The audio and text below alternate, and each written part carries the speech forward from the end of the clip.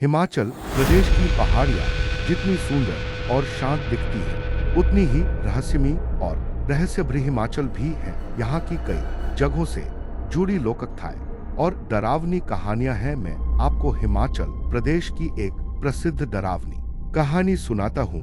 मलाना गांव की रहस्यमयी कहानी। मलाना गांव कुल्लू घाटी में स्थित है और इसे भारत का सबसे प्राचीन लोकतांत्रिक गांव माना जाता है। यह गांव अपनी अलग संस्कृति, भाषा, कनाशी और परंपराओं के लिए जाना जाता है, लेकिन इसके पीछे एक डरावना पहलू भी छिपा है। कहते हैं कि मलाना गांव की रक्षा स्वयं जमलू ऋषि करते हैं। यहाँ के लोग मानते हैं कि जमलू देवता की आत्मा अभी भी गांव में मौजूद है और वही न्याय करते हैं। गांव में बाहरी लोगों को छूना तक मना है। अगर आपने किसी चीज को छू लिया तो उसे शुद्ध करना पड़ता है।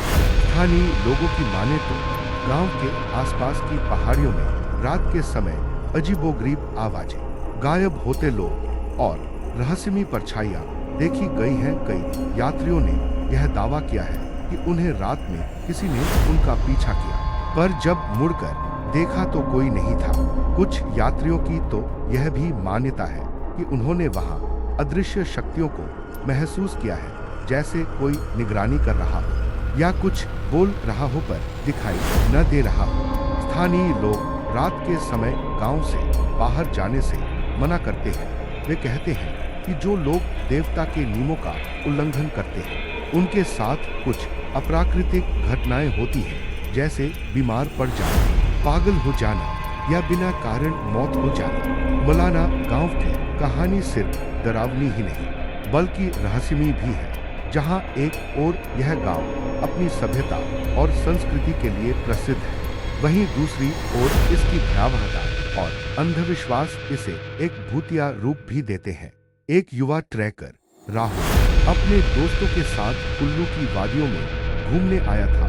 उनका इरादा था कुछ अलग करने का, कुछ ऐसा जिसे हमेशा याद रखा जाए।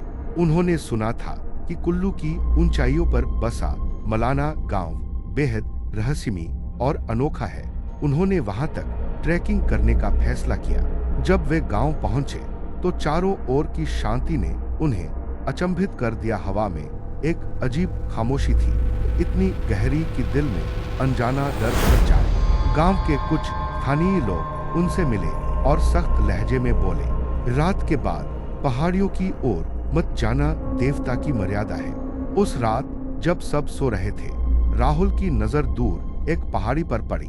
वहां पर किसी तरह की धुंधली रोशनी टिमटिमा रही थी। घड़ी में रात के 2 बजे थे।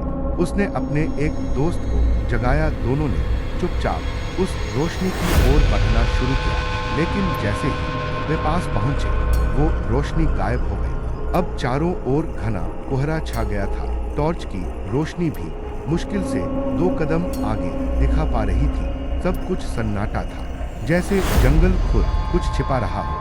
तभी राहुल को कंधे पर किसी के हाथ का एहसास हुआ। उसने तुरंत मुड़कर देखा। वहां कोई नहीं था, बस कोहरा, ठंडी हवा और दिल की धड़कन। सुबह जब गांव वाले जंगल के किनारे पहुंचे तो उन्होंने राहुल को बेहोश पाया। उसका चेहरा डरा हुआ था और वह बड़बड़ा रहा था। उसकी आंखें जल रही थी। राहुल का दोस्त कभी नहीं मिला। गांव वालों ने सिर झुकाकर कहा, देवता की मर्यादा का उल्लंघन हुआ है, अब बलिदान पूरा हो गया है। एक अब सवाल उठता है, क्या यह सिर्फ अंधविश्वास था या वाकई मलाना की पहाड़ियों में कोई अदृश्य शक्ति निवास करती है?